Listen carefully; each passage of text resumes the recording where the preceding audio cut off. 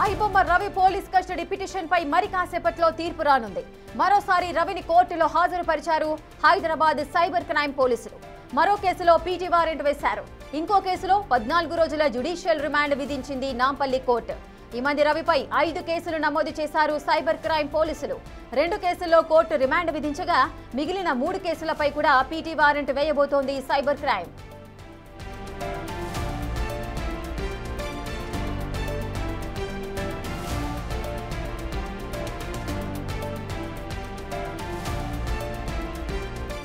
ఇక ఐబొమ్మ నిర్వాహకుడు iBomma Ravi police custody petition పై మరి కాసేపట్లో తీర్పు వెలువరించబోతోంది కోర్టు. మరోసారి రవిని కోర్టులో హాజరుపరిచారు హైదరాబాద్ సైబర్ క్రైమ్ పోలీసులు. అయితే మొత్తం 5 కేసులు నమోదైనట్లుగా తెలుస్తోంది. అందులో ఒక కేసుకు సంబంధించి పీటీ వారెంట్ వేశారు. మరి ఇంకో కేసులో 14 రోజుల జ్యుడిషియల్ రిమాండ్ అయితే విధించింది నాంపల్లి కోర్టు. మరి ఈ మంది రవిపై మొత్తం 5 కేసులు నమోదు చేశారు సైబర్ క్రైమ్ పోలీసులు. మరి 2 కేసుల్లో కోర్టు రిమాండ్ విధించగా మిగిలిన 3 కేసులపై కూడా పీటీ వారెంట్ వేయబోతున్నట్లుగా చెబుతోంది సైబర్ క్రైమ్.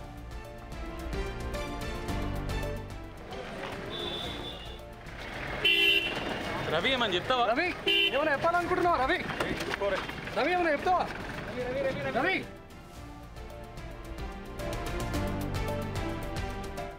ఇక ఐబొమ్మ నిర్వాహకుడు ఇమంది రవికి సంబంధించిన డీటెయిల్స్ అయితే మనం చూస్తున్నాం. సో మొత్తం ఇమంది రవిపై 5 కేసులు అయితే నమోదు చేశారు.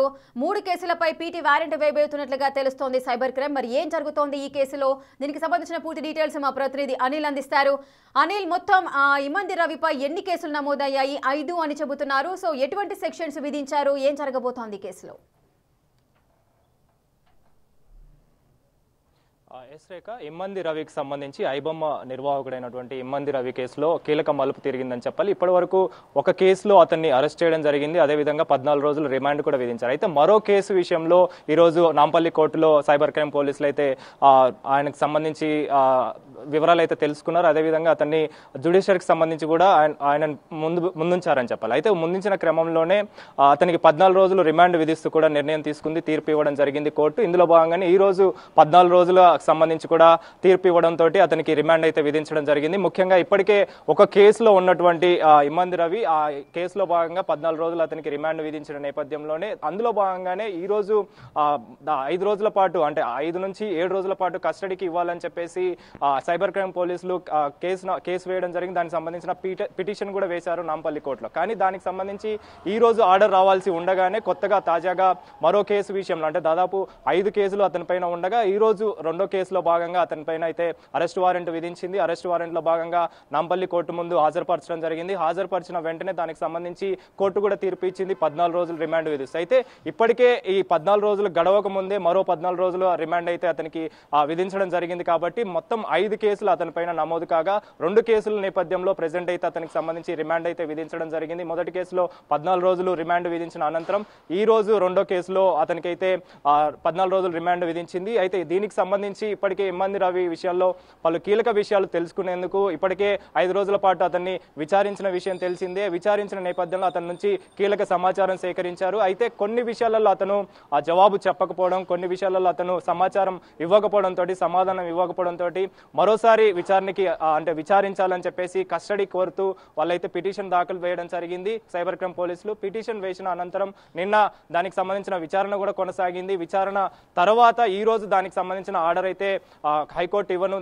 నాంపల్లి కోర్టు అయితే ఇవ్వనుంది. కాబట్టి నాంపల్లి కోర్టుకు సంబంధించి ఈ రోజు ఎలాంటి వివరాలు ఇవ్వనున్నారు, అంటే 5 రోజులు ఇస్తారా లేదా 7 రోజులు ఇస్తారా అనే విషయం మాత్రం తెలియాల్సిన పరిస్థితి అయితే మనకు కనిపిస్తుంది. కాబట్టి ఇమ్మంది రవి విషయంలో ఇప్పటికే మొదటి కేసులో పైరసీ చేశాడని చెప్పేసి ఆ కేసులో భాగంగానే అతనికి సంబంధించి 14 రోజుల పాటు రిమాండ్ విధించడం జరిగింది. అయితే ఈ రోజు కేసులో భాగంగా అతనికి సంబంధించి పోలీసులు ఏదైతే వివరాలు సేకరించారో, పోలీసులు ఏదైతే ఆధారాలు సేకరించారో, సేకరించిన వాటిల్లో చాలా వరకు కూడా ఇతను ఫోర్జరీ చేసినట్టుగా, అదేవిధంగా ఫేక్ డాక్యుమెంట్స్ ని క్రియేట్ చేసినట్టుగా కూడా ఆధారాలు సేకరించారు. కాబట్టి వాటిని బేస్ చేసుకుని ఈ రోజు కేసు పెట్టడం జరిగింది. అది 2వ కేసులో భాగంగా ఫోర్జరీ క్రియేట్ చేశాడని చెప్పేసి ఫోర్జరీ చేసిన నేపథ్యంలోనే, దానికి సంబంధించిన నేపథ్యంలోనే ఈ రోజు 14 రోజుల జ్యుడిషియరీకి సంబంధించి కేసు అయితే పెట్టడం జరిగింది. కాబట్టి 14 రోజులు రిమాండ్ విధిస్తే అయితే నాంపల్లి కోర్టు తీర్పునైతే ఇవ్వడం జరిగింది. రేఖ, ఎస్ అనిల్, అయితే మరి కాసేపట్లోనే కస్టడీ పిటిషన్ కి సంబంధించిన తీర్పు రాబోతోంది అని చెబుతున్నారు. సో ఈ తీర్పు ఎప్పుడు వచ్చే అవకాశాలు ఉంటాయి?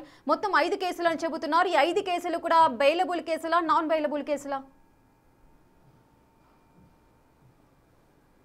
ఎస్ రేఖ, మీరు చెప్పినట్టుగా ఇప్పటి వరకు కూడా 5 కేసులు ఇతని పైన నమోదయ్యాయి కాబట్టి ఒక కేసు తర్వాత మరొక కేసులో భాగంగా ఇతని పైన పీటీ వారెంట్ వేస్తూ ఆ పీటీ వారెంట్ లో భాగంగా ఇతని పైన కేసు నమోదు చేసి అరెస్ట్ చేసి రిమాండ్కి అయితే తరలిస్తున్నారని చెప్పాలి. ఈ 5 కేసులు కూడా అంటే ఒక కేసు పైరసీకి సంబంధించి ఉంటే మరొక కేసు ఫోర్జరీకి సంబంధించి కూడా విధించడం జరిగింది కాబట్టి ఇవన్నీ కూడా బెయిలబుల్ కేసులే అని చెప్పాలి. ముఖ్యంగా దీనికి సంబంధించే అరెస్ట్ వారెంట్ లో భాగంగా ఇప్పటికే 2 కేసుల్లో అతను అరెస్ట్ అయి ఉన్నాడు కాబట్టి ఆ 2 కేసులకు సంబంధించి కూడా ఇప్పటికే రిమాండ్ విధించారు. కాబట్టి మీరు చెప్పినట్టుగా ఈ రోజు సాయంత్రానికి సంబంధించి అంటే 5 గంటల సమయంలో దానికి సంబంధించిన పూర్తి డీటెయిల్స్ అయితే రానున్నాయని చెప్పాలి. ముఖ్యంగా కస్టడీకి సంబంధించి కోరారు కాబట్టి ఇప్పటికే బెయిల్ పిటిషన్ కూడా ఆయన వేయడం జరిగింది. అంటే రవి తరపున న్యాయవాదులు బెయిల్ పిటిషన్ కూడా వేశారు. దానికి సంబంధించిన ఆర్డర్ కూడా రావాల్సి ఉంది.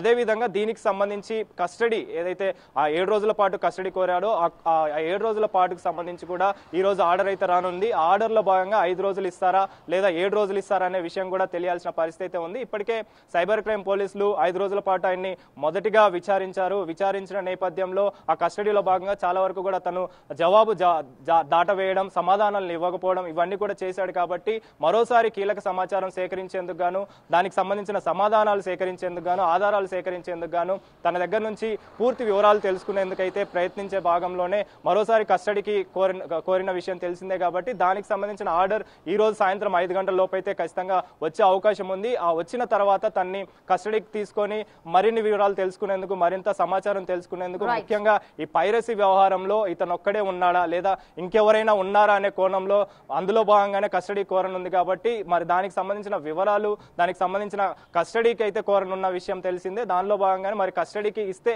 ఎన్ని రోజులు ఇస్తారు, ఇస్తే దానికి సంబంధించిన వివరాలు, ఆధారాలు ఎంత పెద్ద మొత్తంలో వీళ్ళు సేకరిస్తారనేది మాత్రం తెలియాల్సిన పరిస్థితి మనకు కనిపిస్తుంది. Rekha, right, thank you Anil, thanks for the live details. IBomma Ravi police custody petition పై మరి కాసేపట్లోనే తీర్పు రాబోతోంది.